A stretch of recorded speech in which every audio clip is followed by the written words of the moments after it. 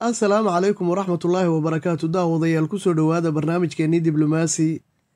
madaxda adduunka intooda badani waxay ku howlan yihiin inay u hambaliyeeyaan madaxweynaha dalka turkiga rajab tayyib erdogan oo isaga habeennimadii xalay ahayd dib loogu doortay inuu muddada 5 sano soo socotaa sii hogaamiyo dalka turkiga. amiirka dalka qatar sheekh tamiim bin xamed ayaa sidoo kale isaguna u rajeeyey madaxweyne erdogan guul muddada 5 sano ee soo socota. madaxweynaha yukraaniyiinta valadimir zelenski ayaa isaguna dhankiisa u habaliyeeyey madaxweyne erdogan, waxaana uga mahad celiyey heshiisyadii qamadi dhoofinta ee dhowrka jeer dalkiisa lagu saxiixay. inkastuu sheegay madaxweyne erdogan inaanu la soo safan dalalka ay dowladiisu xubinta ka tahay ee nato, balse waxa uu sheegay inuu rajeynayo muddada 5 sano soo socota inuu arko siyaasadda turkigu isbedeshay. hambalyada madaxweynaha yukraaniyiinta ayaa waxay ahayd mid isugu jirta miduu ku xodxodanayo madaxweyne erdogan iyo miduu ku durayo.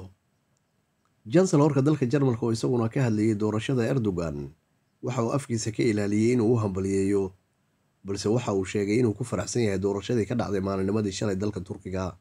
waxaana uu sheegay sidoo kale inuu rajeynayo inay wada shaqayn wanaagsani dhex marto labada dowladood oo uu sheegay inay ka dhaxeeyaan jaaliyada aad u badani. waxaynu ognahay dalka jarmalku inuu yahay dalka ugu badan ay turkida dalkooda ka maqani ku nool yihiin, sidoo kalena ay ka wada tirsan yihiin gaashaanbuurta nato. balse madaxda reer galbeedka ayaa intooda badan afkooda ka ilaalinaysay inay si toosa ugu hambaliyeyso. boqorka sacuudi arabiya salmaan bin cabdicasiis ayaa isaguna sidoo kale u hambaliyeeyey madaxweyne erdogan, una rajeeyey inuu ku guuleysto howlaha laga sugayo 5 sano soo socota.